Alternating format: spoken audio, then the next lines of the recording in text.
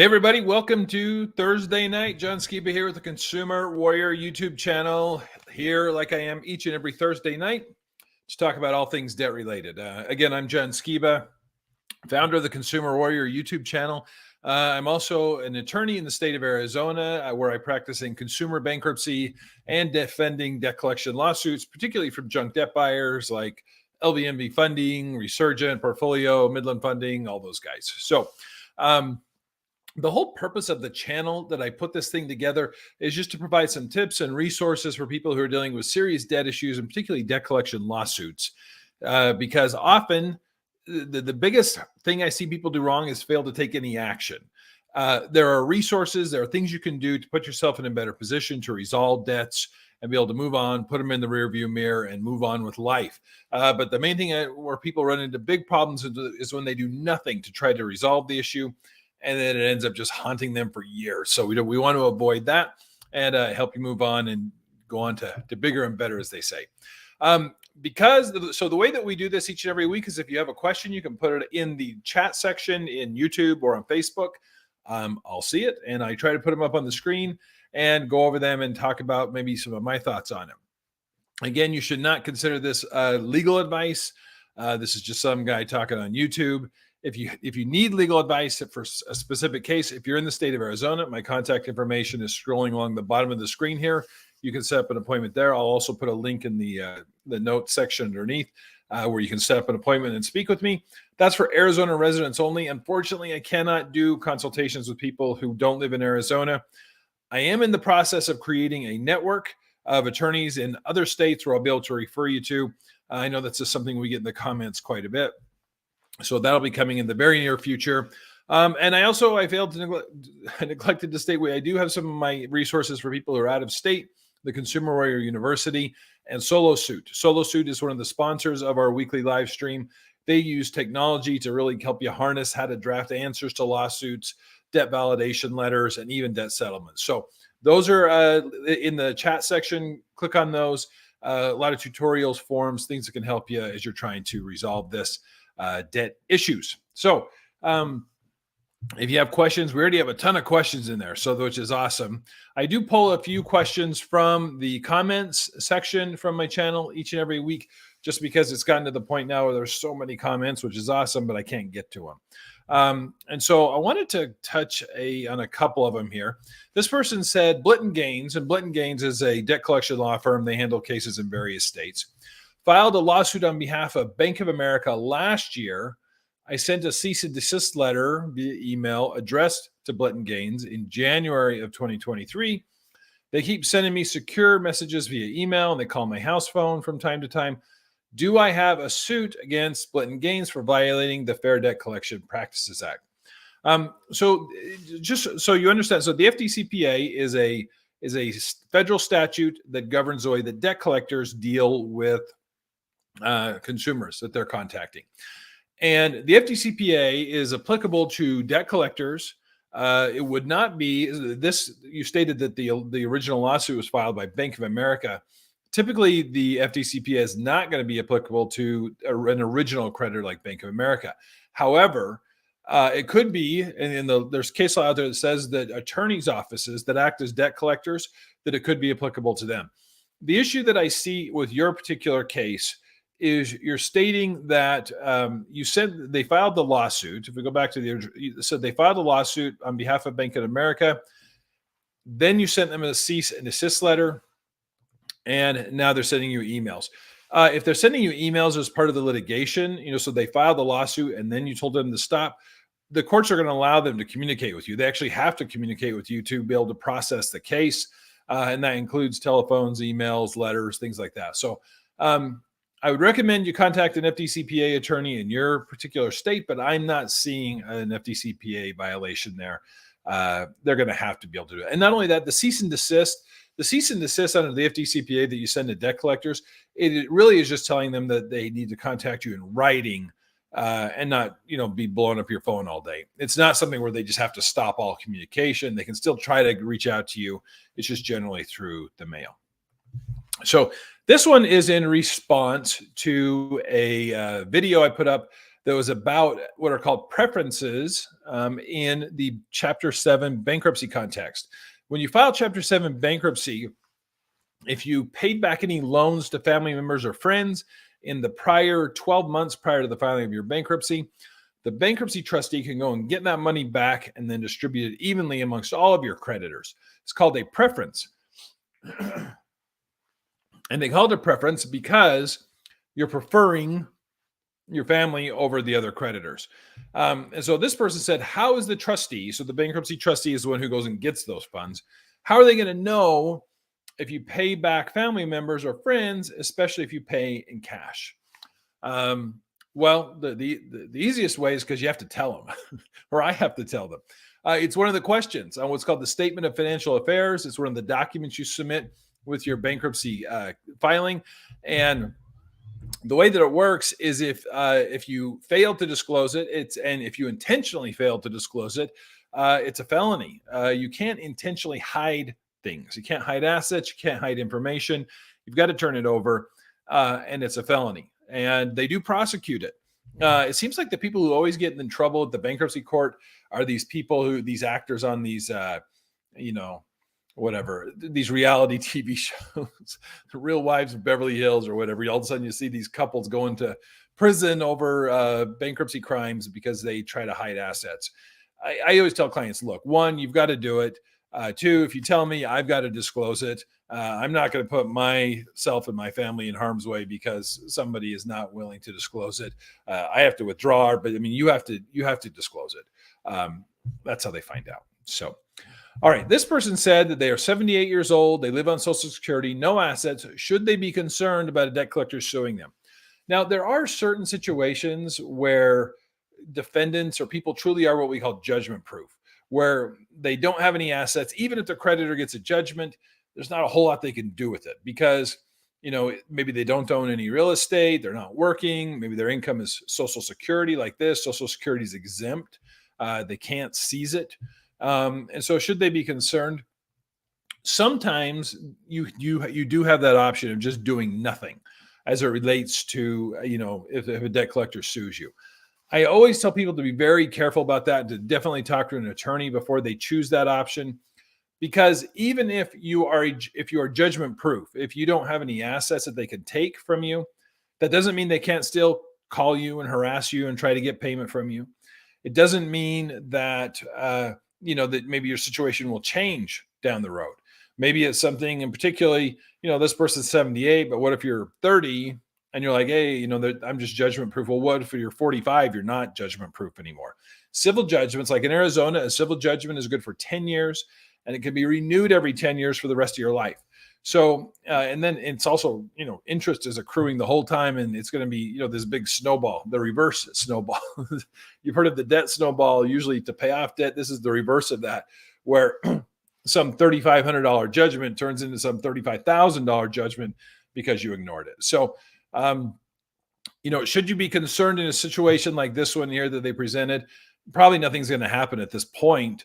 But if you are in a similar situation and think you're judgment proof, I would talk to an attorney at least and get some advice as far as whether you're actually as protected as you are, or if the laws in your state maybe give them some way to go about it. So, all right, let's jump into the questions over here. Sal was here bright and early, so we'll go with his question first.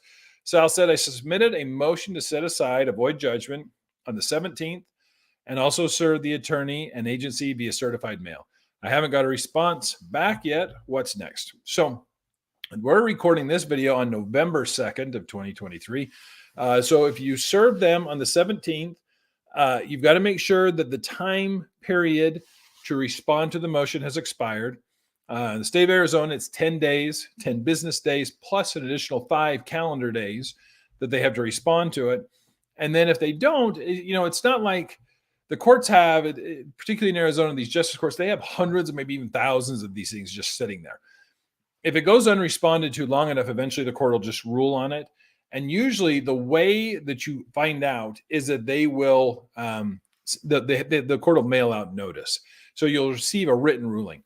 It's not like on, day 16, they're sending this thing out. It may take another 2-3 weeks, but you can contact the court and find out for sure where it's at, if the judge has ruled on it, if the judge has looked at it yet, that kind of thing.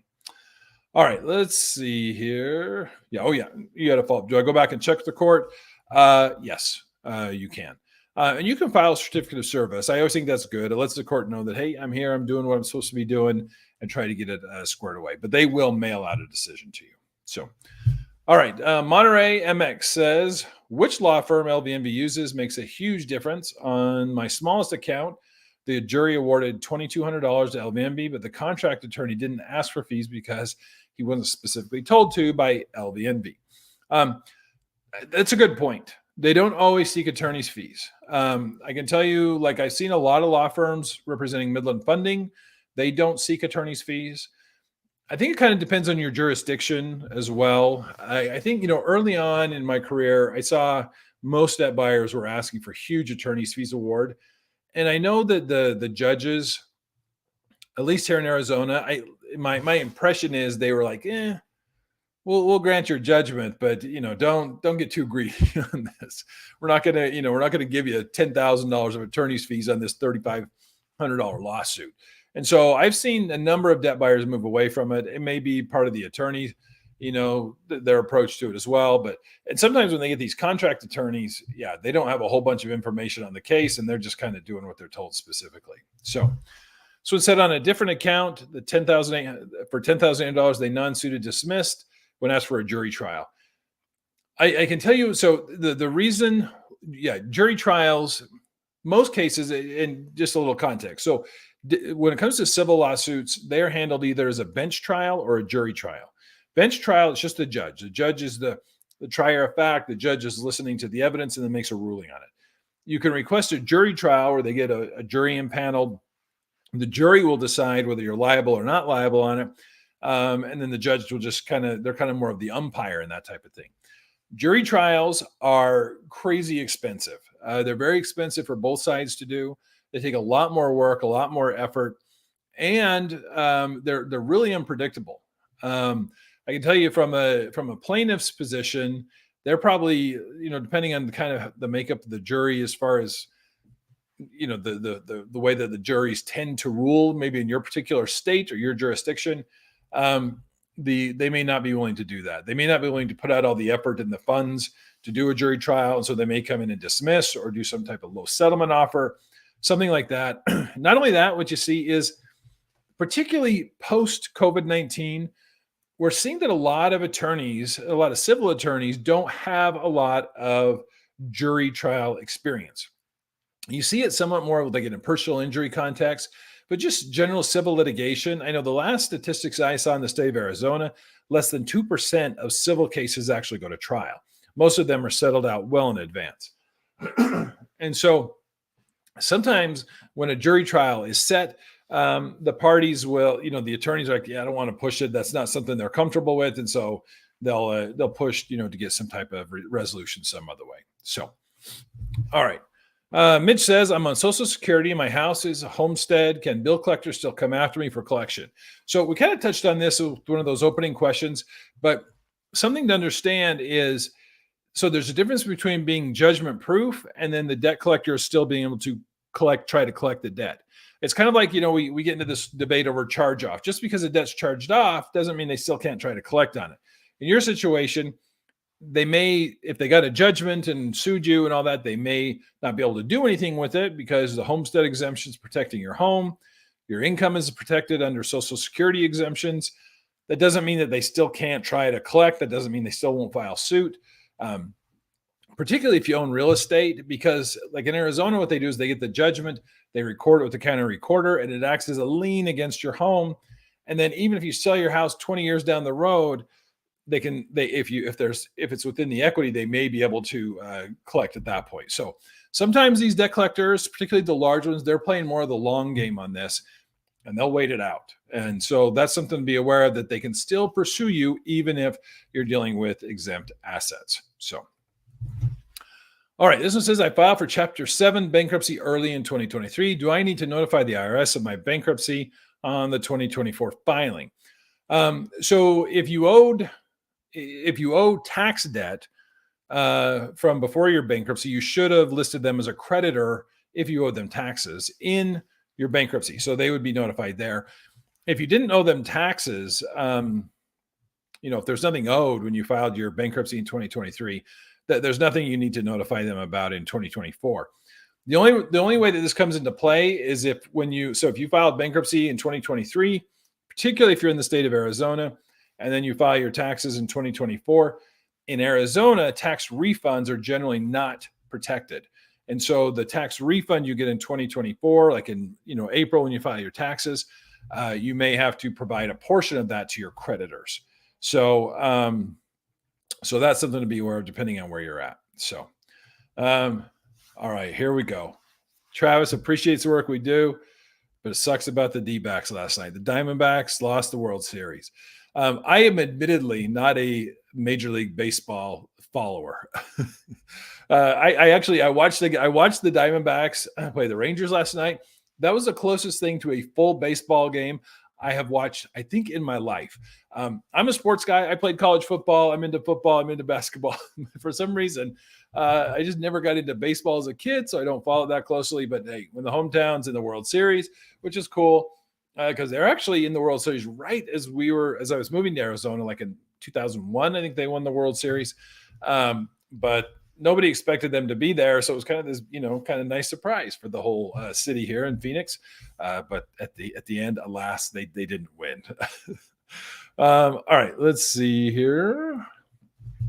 Midland Credit Management keeps sending payment offers. To the best of my knowledge, the 3-year statute of limitations expired May 2023. Is this common practice for Midland?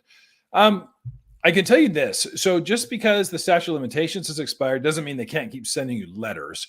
If the statute of limitations has expired, it just means they can't sue you. So it's not unusual for creditors to do that. Typically, what you will see is somewhere on the letter or on the back of the letter, it'll say that the statute of limitations has expired and they can no longer sue you, but they'll accept voluntary payment. You even see junk debt buyers who specialize in this, and they'll pay. I saw a study once showing they were paying 1/4 cent on the dollar for the debt that was outside the statute of limitations, because they know if they send out enough of these things, some people will just voluntarily send some money in and they'll be able to make some money on it. So, all right, let's see here. Eric says, motion for in-person mediation was denied. Judge said, only if there is an appeal from mandatory arbitration can I request a settlement conference. Caught off guard by this in Arizona, thoughts. So you requested an in-person mediation, an appeal from, okay. So the compulsory arbitration in Arizona, the system's a little bit different in that in cases where the amount in dispute is under $50,000, the parties have to participate in what's called compulsory arbitration. Compulsory arbitration is where they assign an attorney just randomly to act as kind of the judge, as the arbitrator in the case, and the parties have to go through it. But if either side doesn't like the result, they can appeal from that, or they can ask the judge to just go ahead and set a trial. So the judge may be saying, hey, if you go through arbitration and you don't get it resolved, then you can request a settlement conference. Settlement conference in Arizona lingo is the same as mediation. So what you may want to do is you could, if you go through the arbitration process, if you don't prevail there, you can request, and you have 20 days to file your appeal from arbitration. Then you could request a settlement conference from the judge and request that it be in person at that point. All right, let's see here. All right, Kizzy said, I have a hearing with LVNV in January. The lawyer said he has a witness to testify against me. What can I expect with a witness during the trial? So when a junk debt buyer comes in, they're going to have a witness, and they often will have them try to get them to appear telephonically. The witness is going to be an employee of LVNV Funding. It's not going to be somebody from the original creditor. And what they're coming in is they have to have a witness to try to get their documents admitted into evidence. So what you can expect is that they're going to talk about, the documents that they have. They're going to talk about the account. They're going to talk about the amounts owed. And this is where some of the objections, and over at the Consumer Warrior University, I have a whole tutorial on how to cross-examine a witness, because the issue that you have in trial with junk debt buyer witnesses is what we call competency. So they're competent to be able to testify as to LVNV and their company but you should object if they're trying to testify about documents or information from a different company, maybe from the original creditor. I always say it's like if I am called into court, I can testify about what my law practice does, but I can't testify about how the Walmart downtown keeps and maintains their business records because I don't work there. I don't know. And it's similar if the LVNV funding witness comes in to testify on behalf of Synchrony Bank. One of the first questions I asked them when I'm in trial on cross-examination, I'll ask them, is it true that you have never worked for the original creditor, whoever that is? Yes, it's true. It's true that they haven't trained you on how they keep and maintain their business records. Is that true? And then that kind of lays the foundation for the judge to see, look, they may know about their company, but they don't know about the other one. So that's the kind of stuff that they'll just walk through the documents. So that is really what you can expect from that. So, all right, let's see here.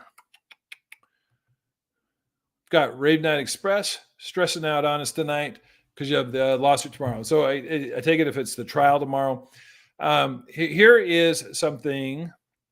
Okay, so you got Presolve. So you got a junk debt buyer. Here's something that I tell people as far as trial goes. I've done probably 400 trials plus. I don't get nervous, but just because I've done so many, but I can tell you that even now I will rehearse things. And particularly early on in my career, I would go into my office, shut the door, and I would walk through things out loud so that I could hear it. If you're prepared, it won't be as nerve-wracking. And I know it is because it's not, if you're not an attorney, it's not somewhere where you're at every day. It's still something where if you just go through it, kind of know what to expect. I have a whole tutorial on what to expect at trial at the Consumer Warrior link. Check on that. And that kind of walks you through what the process is. The main thing I tell you is to get there early. Early on in my career, I know we were always busy. So I would be like rushing down there to court, regardless of what the hearing was for. I'm walking in 5 minutes before and I was all flustered. It's so much better if you get there, particularly if you've never been to that court before, get there early. Go sit in the back, watch the judge, watch how the judge is doing things. It'll give you a little bit of alleviate some of that stress. Shaka, thank you for supporting the channel. I appreciate that. I have to submit a grounds for defense. Should I wait until trial to bring up the incomplete contract and no purchase agreement, or file a motion to dismiss based upon Rule 2:1002, third party? So in most jurisdictions, they have disclosure requirements. And so there's like a disclosure statement that has to be provided, or maybe some type of discovery. I would not wait until trial to disclose that. Because if you wait until trial to disclose certain defenses or documents, you run the risk that they're going to object, saying, hey, we haven't heard this before, and we didn't have an opportunity to prepare. So you could file a motion to dismiss, usually after the answer has been filed and the parties have been litigating it. It's more usually a motion for summary judgment that you're going to file, because motion to dismiss is basically if you're saying, hey, look, the complaint is deficient. It doesn't have enough, information to even go forward. Summary judgment's like if you're saying, hey, their evidence doesn't support what they're alleging it has. So that's how I would approach it. So thank you. Any resources for videos in a trial like the one you posted? Yeah, I mean, if you check the Consumer Warrior, click on that link. There's a ton of videos. I even have one in there that takes the lawsuit from day one till you're done. Shows you how to do the whole thing. All right, let's help Rave Knight Enterprise here, who has trial tomorrow. In California, this is a debt I had. It was a car loan that I voluntarily surrendered. And last year, I started to work on my credit after losing everything years ago. Okay, so here we go. I wasn't served properly. And also the reason I was able to remove the debt from my credit report due to inaccuracy. I think that's good to bring up that at the trial. Now, if they weren't served, if you weren't served properly and you're already at a trial, that's likely been waived if there's any defenses there. But if it's something where you disputed this on your credit report or removed, I like to bring those kind of things up, because sometimes what the debt buyers and the creditors will do at trial is they'll say, Judge, look, they've never even disputed this. They're disputing it now, but they haven't disputed it in the past. So I would recommend, bringing that up and bringing up that thing. Derek, thank you. I got to find your question, man. Sorry about that. Oh, found it. All right, there we go. Motion to compel discovery denied. Motion to compel arbitration with credit card statement submitted. One debt is $9,000, other is $4,000 versus Midland. When judge approves, likelihood that they'll arbitrate. So your motion to compel discovery was denied. And then the motion to compel arbitration is submitted. If the judge approves, likely they'll arbitrate. Well, the one for 4,000, I don't think they will. And I doubt the one with 9,000 that they will. Like I said, through AAA, the filing fees are roughly $2,500. And so for sure, the one that's 4,000. And I like I said, I don't see them wanting to arbitrate very often. The fees are expensive for the creditor. So I think it's a good way to go. I mean, I think you should always be prepared to defend the suit, even in arbitration, because I think the defenses are still valid. And sometimes it's good just to have a new set of eyes. Like I said, sometimes I think that the judges, they deal with these things quite a bit, and they get used to, a certain approach. Sometimes I think it's good to get it into arbitration and have somebody else take a look at it. So, all right, let's see. Okay, Shaka, so you meant to say the video inside the courtroom. The Court of Appeals in Arizona, they post the arguments on YouTube. So that's where I was able to steal that video and post it. I actually had somebody call me in my office about that yesterday. I think that, I'm trying to think of when that was. I think it was like 2016, 2017. That's quickly becoming a long time ago. I did that argument. But it's a good one to go back and listen to, because particularly if you're objecting to evidence that's coming in, we really discuss Rule 803.6, which is the business records exception to the hearsay rule. And because that's really key to what you're dealing with in these types of cases. So, all right. I can always tell about 30 minutes because I get tired. I think we'll call it for tonight. But hey, thank you everybody for checking in. Check out the Consumer Warrior University. Check out our friends over at Solo Suit. The links are there in the chat section. And if you're in Arizona, give me a call if you need help. We do represent people in the courts here, as we also help with bankruptcy. Appreciate everybody checking in tonight. We'll catch you next week.